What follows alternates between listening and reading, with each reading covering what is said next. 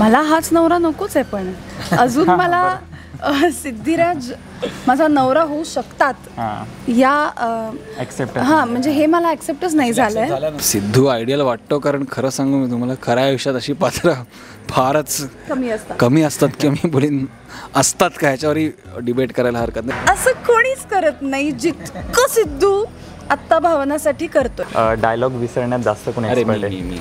अच्छा.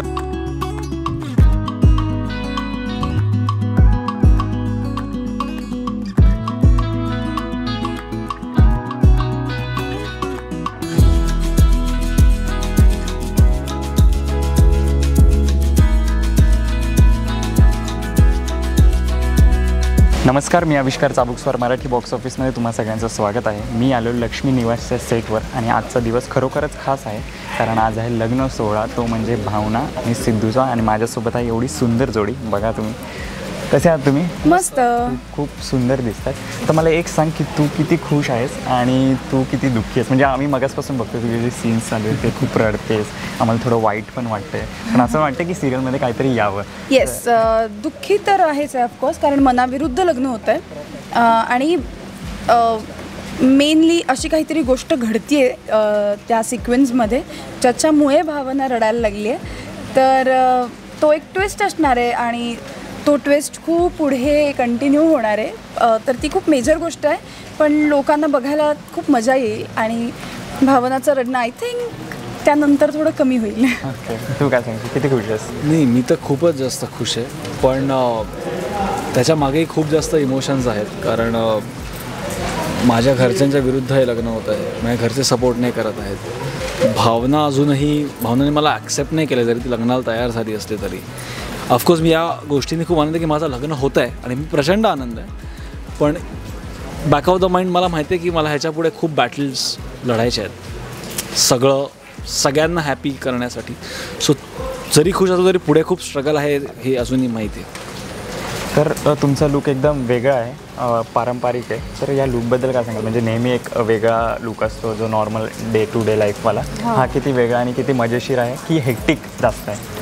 नाही, मला असं वाटतं रेडी व्हायचं म्हणल्यावर एक थोडंसं हेक्टिक होतंच, कारण टचअप खूप करायला लागतं, रेडी होण्यासाठीचा वेळ खूप असतो, त्यामुळे 2 शॉर्ट्सच्यामध्ये पटकन रेडी नाही होऊ शकत तुम्ही. सो तो एक वेगळा पार्ट, पण असा काहीतरी वेगळा लूक चॅनलनी आणि आमच्या कॉस्ट्युम डिझायनरनी डिझाईन केला आहे. सो ते करायला खूप मजा आली आणि आपलं मराठी पारंपरिक पोशाख आपल्याला करायचा आहे आणि तो इतका सुंदर डिझाईन झाला आहे. सो ते बघून खूप छान वाटलं. हेक्टिक म्हणजे असं काय फ्रँकली पुरुषांसाठी काय खूप हेक्टिक नाही आहे, कारण मला 5 मिनटं लागायचे 10 मिनटं लागतात, असं काय फार नाही. पण ऑफकोर्स एक नवीन छान लुक असल्यामुळे थोडा तो एक मूडमध्ये पण थोडासा एक लुकमध्ये येतो, त्यामुळे तुमच्या मूडमध्ये पण ते ॲक्च्युली लगेच बदल येत होतो डेफिनेटली. बरं, आता मला सिद्धू आणि भावनासाठी प्रश्न आहे आणि हा प्रेक्षकांचा पण असा आहे प्रश्न की दोघांमध्ये अशा काय क्वालिटी आहेत की सिद्धूला भावनाच आपली पत्नी असावी आणि भावनाला सिद्धूच आपला पती असावा असं वाटतं? आय थिंक भावना मॅडमचा जो स्वभाव आहे मुळात आणि त्यांचं जे साधेपण आहे आणि त्यांचे जे इमोशन्स आहेत, ज्या प्रकारचे इमोशन्स आहेत, त्याच्याशी जास्त तो अट्रॅक्ट झालेला आहे आणि अटॅच झालेला आहे इमोशनली. कारण त्याच्या घरी तशा प्रकारची बाई किंवा तशा कधी त्यांनी एन्व्हायरमेंट पाहिला नाही आहे जी स्वतःचा स्टँड घेईल, जिला एक प्रॅक्टिकल मतं आहेत. कारण गाडे पाटील फॅमिलीमध्ये बाई थोडी एक पेट्रियार्कल एक झोन आहे, जो भावनामध्ये किंवा त्यांच्या अख्ख्या परिवारात तो सिद्धूला वेगळेपणा आणि तेच त्याला आय थिंक त्या फॅमिलीशी आकर्षित पण आय गेस तो त्याच गोष्टीमुळे झालेला आहे. मला हाच नवरा नकोच आहे, पण अजून मला सिद्धिराज माझा नवरा होऊ शकतात या म्हणजे हे मला ॲक्सेप्टच नाही झालंय. जेव्हा मला वाटेल की ओके, पण तेही लवकरच वाटेल, कारण तिच्या आयुष्यात गाडे पाटील नावाची एक व्यक्ती आहे वेगळी, ज्यांच्याशी ती अटॅच्ड आहे आणि ज्यांच्याशी ती फोनवर बोलत असते. तर त्यांच्या बाबतीतला निर्णय जेव्हा लागेल तेव्हा कदाचित तिला असं वाटेल की ओके, आता सिद्धिराजचा विचार करायला हरकत नाही. सो तो एक मुद्दा जोपर्यंत उलगडत नाही ना, तोपर्यंत मी नाही सांगू शकत की मला नवरा कसा हवा आहे. सिरियलमध्ये काय प्रेक्षकांना ट्विस्ट पाहायला मिळणार यानंतर? हो ऑफकोर्स बरेच ट्विस्ट आहेत, एक काय खूप आहेत ट्विस्ट. त्यामुळेच तर आम्ही एवढं शूटिंग करतोय. खूप खूप मजा येणार आहे प्रेक्षकांना बघायला. अख्खा लग्नाचा एपिसोडसुद्धा ना खूप असा छान बॅलन्स केला आहे अप्स अँड डाऊन्समध्ये. खूप कॉमेडी पण आहे, भावनाच्या आयुष्यातली घालमेल, दुःख, रडारडी हे सुद्धा आहे.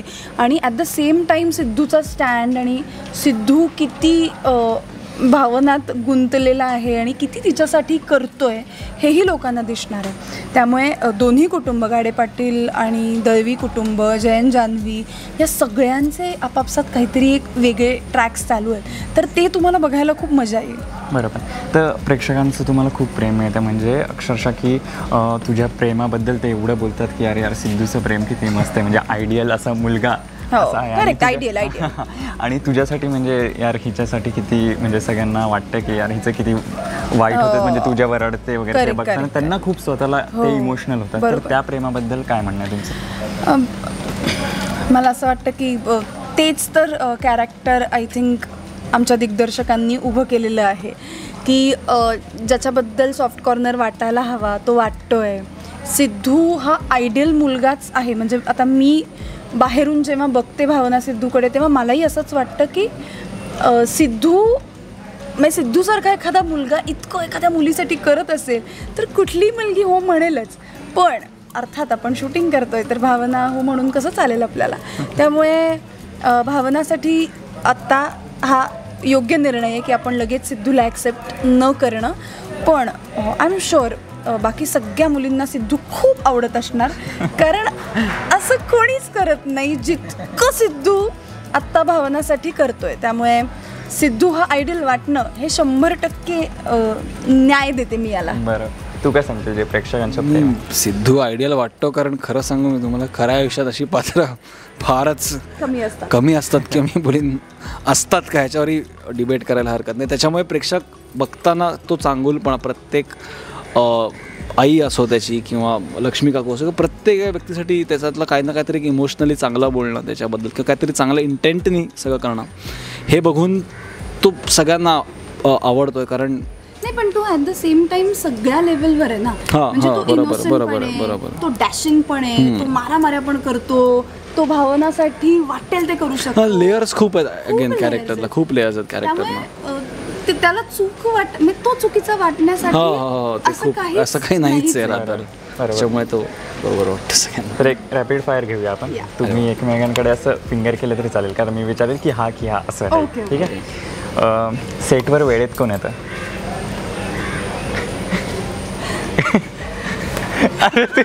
बाहेर करूया ताई. अच्छा लक्ष्मी. म्हणजे दोघं पण थोडंसं मागे पुढे होतं, मे बी मुंबईचं ट्रॅफिक अँड ऑल ते सगळं. तो 5 मिनिटावर सेटवर कधी भांडण झालं तर सॉरी कोण बोलतं? सेटवर भांडण झालंच नाही, कधीच नाही. एवढी प्रेमळ जोडी, म्हणजे जेवढी आपल्याला ऑफस्क्रीन केमिस्ट्री दिसते तेवढी ऑनस्क्रीन जेवढी दिसते तेवढी ऑफस्क्रीन पण तेवढे प्रेमळ आहेतच. डायलॉग विसरण्यात जास्त कोणी एक्सपर्ट आहे? अच्छा, ओके, कबूल केलं. ओके, ठीक आहे. कोण जास्त ड्रामा करतो, ऑनस्क्रीन पण ऑफस्क्रीन पण? ड्रामा कोणीच नाही करत. नाही. ओके. सीनमध्ये हसायला जास्त कोणाला? तो शॉर्ट चालताना मेन करताना बघितलंही असेल, मला असं मागे व्हायचं होतं, त्याच्याकडे मला सिरियस लुक द्यायचा होता, मी त्याचा चेहरा बघून आधीच हसते. बरोबर. तर असे खूप रिटेक्स होत असतात आमचे. सोशल मीडियावर रील टाकायला जास्त कोण उत्साही असतं? त्यातल्या त्यात तीच. अशी ती खूप रील्स असं बनवून टाकणार की नाही, पण सोशल मीडियावर इन जनरल ऍक्टिव्ह माझ्यापेक्षा डेफिनेटली. ओके. काही झालं तरी मीच बरोबर असं कोण म्हणतं? असं काय कोणीच नाही. म्हणजे रॅपिड फायरमधून पण आलं की हे खूप निर्मळ मनाचे आहेत ऑफ स्क्रीन पण, आणि एवढी चांगली जोडी आहे. तर खूप मजा आली तुमच्यासोबत गप्पा मारून. जाता जाता प्रेक्षकांना काय आवाहन कराल? आमचा लग्न सोहळा बघायला विसरू नका. 30 तारखेपर्यंत झी मराठीवर नक्की बघा आणि तुमचं प्रेम आमच्यापर्यंत पोचवा. नक्की.